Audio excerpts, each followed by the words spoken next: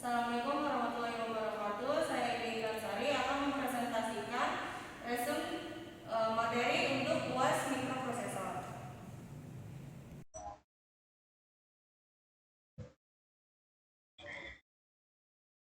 Pengertian mikroprosesor. Mikroprosesor adalah komponen elektronik yang berfungsi untuk mengolah data secara digital yang diperoleh dari saluran masukannya berdasarkan program yang telah diberikan dan disimpan dalam memori program dan menghasilkan keluaran yang dikirim melalui saluran keluaran. Di sini ada sistem mikroprosesor, yaitu ada input, ada prosesor, ada output, dan melewati proses memori. Tugas utama mikroprosesor pada sistem komputer yaitu 1. Melakukan transfer data antara mikroprosesor dengan sistem memori atau I/O. Yang kedua ada operasi aritmatika dan logika sederhana. Yang ketiga ada mengatur aliran program melalui pengambilan keputusan sederhana.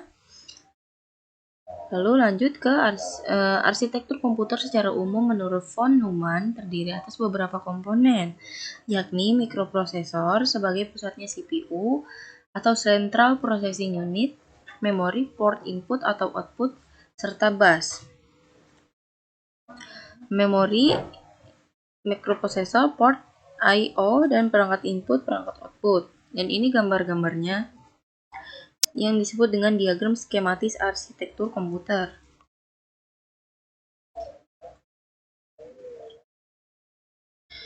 Lalu lanjut ke computer control. Ada Central Processing Unit atau CPU atau mikroprosesor berfungsi sebagai pengontrol operasi komputer dan pusat pengolahan fungsi-fungsi komputer. Yang kedua ada memori utama yaitu berfungsi sebagai penyimpanan data. Yang ketiga ada I/O berfungsi untuk memindahkan data ke lingkungan luar atau perangkat lainnya. Lalu ada sistem interconnection, merupakan sistem yang menghubungkan CPU, memori utama, dan I/O.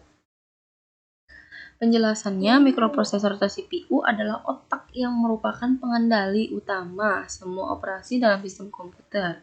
Yang kedua, memori adalah komponen yang digunakan untuk menyimpan instruksi-instruksi biner yang akan dijalankan oleh mikroprosesor serta data yang digunakan untuk bekerja. Lalu yang ketiga ada port input dan output adalah komponen yang menghubungkan mikroprosesor dengan perangkat luar seperti hard disk, printer, keyboard, dan monitor, dan lain-lain.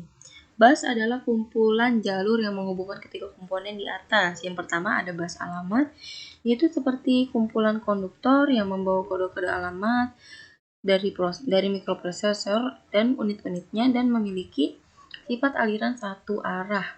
Yang kedua ada bus data, yaitu kumpulan konduktor yang membawa kode instruksi atau data dari mikroprosesor ke unitnya dan memiliki sifat dua arah.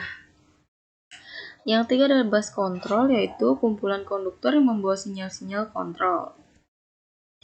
Di sini ada definisi microcontroller. Microcontroller merupakan alat berbentuk chip yang berfungsi sebagai pengontrol rangkaian elektronik.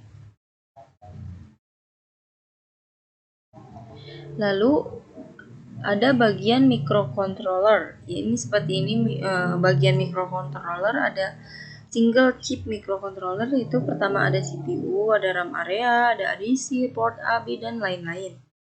Dan ini gambaran microcontroller.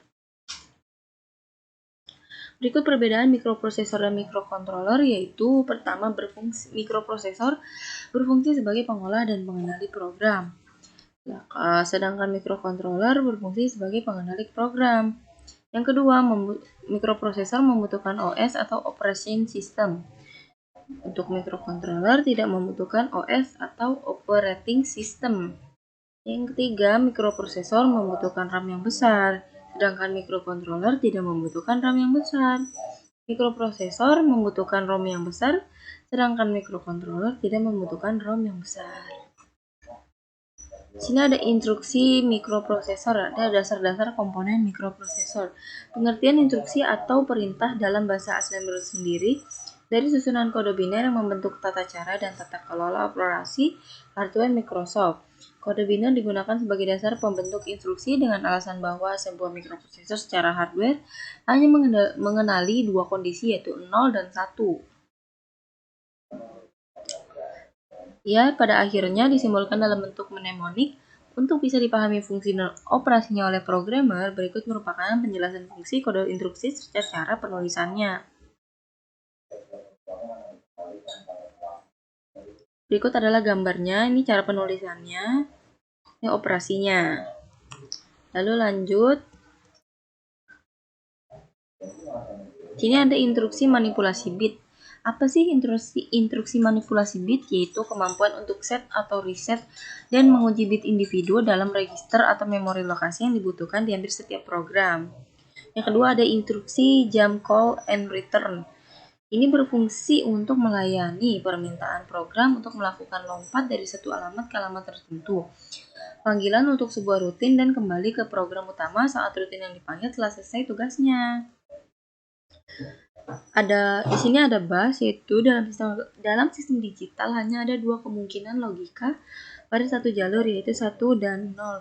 Sehingga satu jalur konduktor kemudian keluaran adalah 0 atau 1, 2 itu kemungkinan. Jumlah jalur pada suatu bus menunjukkan lebar jalur bus tersebut. Jumlah kemungkinan kombinasi pada bus tersebut adalah 2n, di mana n adalah lebar jalur. Di sini ada penggambaran busnya. Ini ada peripheral, mikroprosesor, peripheral, mikroprosesor. Ini ada bagian-bagian flowchart, contoh struktur dasar flowchart, bagian flowchart, dan contohnya seperti ini.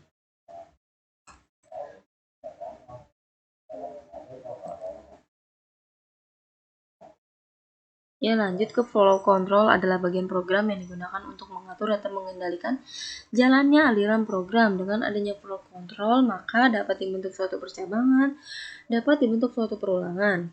Flow control ini ada yang bersyarat kondisional dan tidak bersyarat unconditional. Flow control lainnya yaitu ada break, ada continue, dan go to level.